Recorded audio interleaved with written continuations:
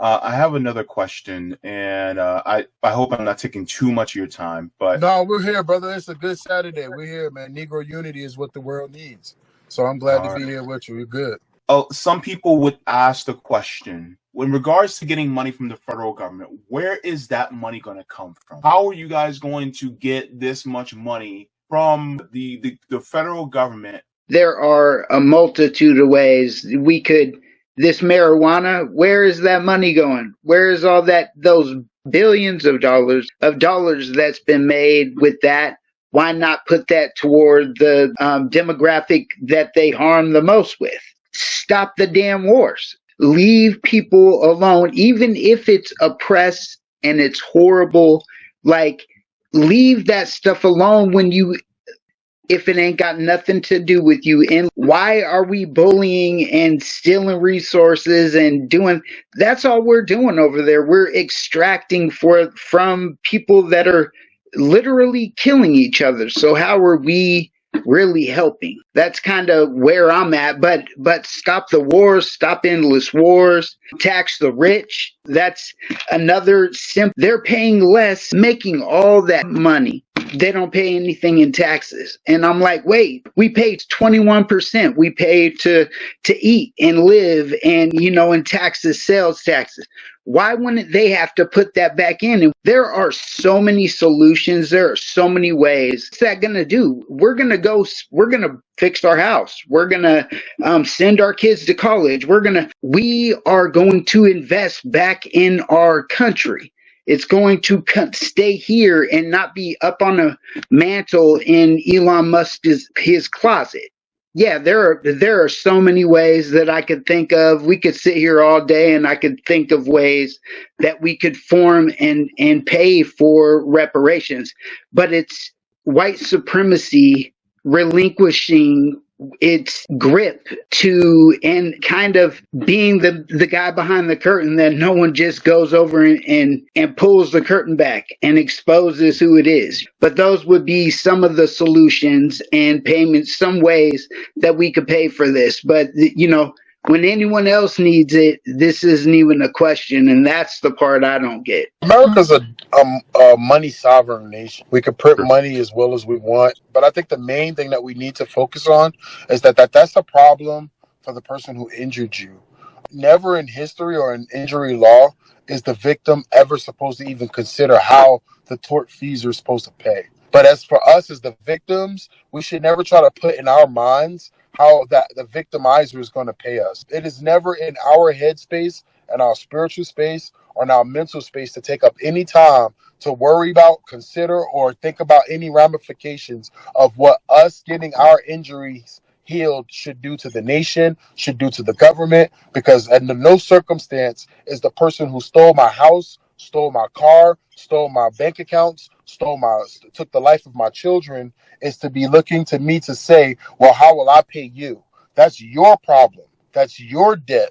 That's your burden. So you should get to finding out how you're going to do that.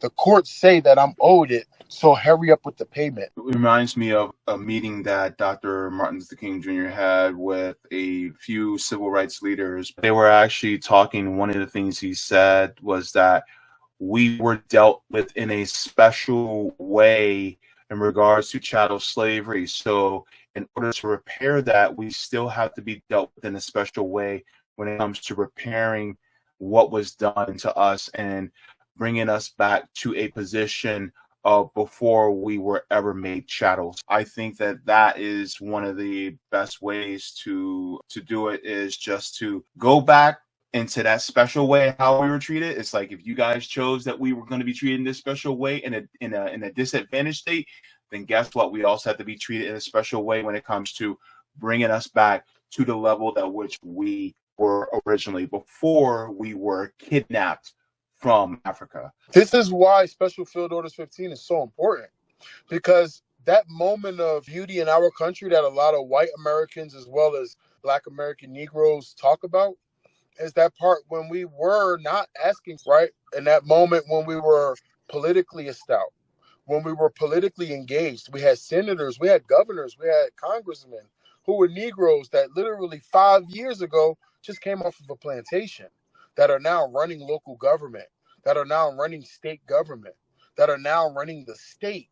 So that's a powerful position to have ascended from chattel slavery to being in government, to actually running government, alongside those radical Republicans who risk their lives, not just political parties, but actually put their lives on the line to fight alongside the likes of a Frederick Douglass and many of the abolitionist heroes that we honor and sometimes don't honor because we don't know. Today, the main purpose of us getting back to Special Field Orders 15, because it puts us back in a state where we don't seek redress. When we won that war, we weren't seeking redress. When we became Americans, we weren't asking for reparations. We were going ahead and maneuvering ourselves in a framework of government. And that's the position I believe we need to be put back in. Not to the position prior to the slave ships, because prior to that, we were coming from places so vastly diasporically different. We don't know if whether you were picked up when you arrived in Charleston, South Carolina, from Africa or from South America or from the Caribbeans, but we knew we were Negroes being sold on this auction block today. So it makes sense that in that moment, encapsulating up to 1865, the ones that made it to 1865, the descendants that have ancestors that we're able to carry forth in society today, that either ran away, that either fought back, that either capitulated, that either listened, that we survived. We're here because they survived, no matter how they survived. The fact that we are here today, we need to be put back in the position where before we were not asking for reparations. And Special Field Orders 15 is the encompassing of all of that. A land that we have that's our own, that is not supposed to have anybody but Negroes in it. So you're talking about, we have many Negro towns, Negro cities. We're talking about Negro states. We're talking about Negro governors. We're talking about Negro bodies. We're talking about the Negro legislator. We have to have this so we don't suffer the hands of non-Negroes, whether they be of the 1865 stock of Americans or those who might have immigrated later. We don't need to suffer the discrimination from them, the conscious or unconscious bias from them because of their inabilities to understand what position the American Negro is in America. We need our own states, our own legislators, and our own governments, and we need to have the institutions of Special Field Order 15 reinstituted immediately, which is it's not hard at all. So I think that in Special Field Orders 15, we need our lands back the way the Special Field Order 15 was written, because it is still written in a manner that is able to be enforced today. And many people say, well, where the money come from for that to be done? Well, our money for that was supposed to come from the War Department. It is now called the Department of Defense. And no matter what party you're with, no matter what your political affluences is or political affiliations are, the War Department and the secretary, the Department of Defense budget is approved every time. Every year is approved. No matter how big it is, how small it is, the defense budget is always approved. So Special Field Orders 15's budgets or financial obligations will fall under the purview of the bill for the defense bill. Therefore, we're not worried about not getting approved, right? So we're already cool in Congress when it comes to funding it. We just haven't had the expeditious mental capacity of our people to push it forward. A lot of us still call it 40 acres and a mule when we should be saying we want Special Field Orders 15.